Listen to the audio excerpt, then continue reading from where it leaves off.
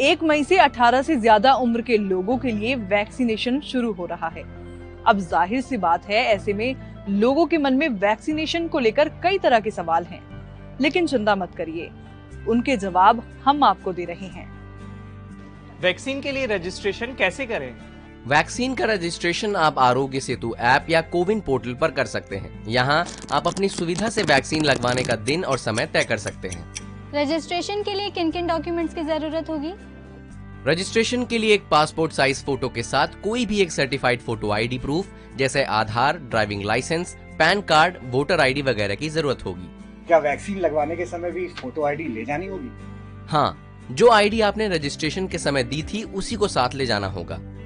Vaccine के कितने dose होंगे और कितने दिनों के अंतर पर इन्हें लेना होगा? दोनों वैक्सीन के 2-2 डोजेस दिए जाएंगे। कोविशील्ड के पहले और दूसरे डोज के बीच 4 से 8 हफ्तों का, तो वहीं कोवैक्सीन के दोनों डोजेस के बीच 4 से 6 हफ्तों का फासला रहेगा। क्या दोनों डोजेस के लिए अलग अलग रजिस्ट्रेशन कराना पड़ेगा? नहीं, दोनों डोजेस के लिए एक बार ही रजिस्ट्रेशन कराना होगा। कोवैक्सीन और कोविशील्ड में बेहतर वैक्सीन कौन सी है? क्लिनिकल ट्रायल्स में दोनों ही वैक्सीन वायरस को रोकने में कारगर पाई गई हैं, इसीलिए दोनों ही वैक्सीन बेहतर हैं। क्या मैं दोनों वैक्सीन में से कोई भी वैक्सीन कभी भी लगवा सकता हूं अपने मन से? नहीं, ये इस पर निर्भर करता है कि आप जिस वैक्सीनेशन सेंटर पर जाएंगे वहाँ कौन सी वैक्सीन अवेलेबल है। मुझे पहले कोरोना हुआ था, अब मैं बिल्कुल पूरी तरीके से ठीक हूँ। क्या अभी भी मुझको वैक्सीन की जरूरत है? बिल्कुल, कोरोना के कई मामले रीइंफेक्शन के हैं, इसलिए आप रिकवर हो गए हों तब भी वैक्सीन लगवाएं। किन्हें वैक्सीन नहीं लगवानी चाहिए?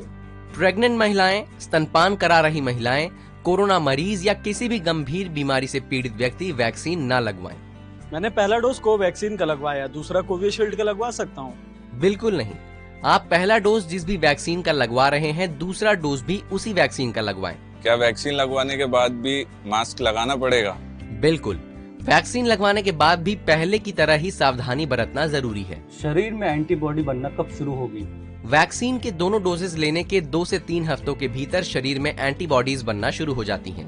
वैक्सीन लगने के बाद किस तरीके के लक्षण दिख सकते हैं? जिस जगह वैक्सीन लगाई गई वहां हल्का दर्द, सिर दर्द, बुखार, चिड़चिड़ापन, चक्कर आना जैसे लक्षण दिख सकते हैं। ऐसा होने पर डॉक्टर की सलाह से दवा ले सकते हैं।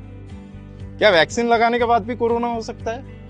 वैक्सीन कोरोना से बचाव की 100% गारंटी नहीं देती है, लेकिन कोरोना से लड़ने में आपकी शक्ति जरूर बढ़ा देती है। वैक्सीन से पीरियड्स पर कोई असर तो नहीं पड़ेगा? नहीं, पीरियड्स एक पूरी तरह से नेचुरल प्रक्रिया है। वैक्सीन का इससे कोई लेना देना नहीं है। वैक्सीन की कीमत कितनी है? सरकारी वैक्सीनेशन सेंटर में दोनों ही वैक्सीन मुफ्त में लगाई जा रही हैं। प्राइवेट अस्पतालों में आपको वैक्सीन के एक डोज के लिए 250 रुपए देने होंगे।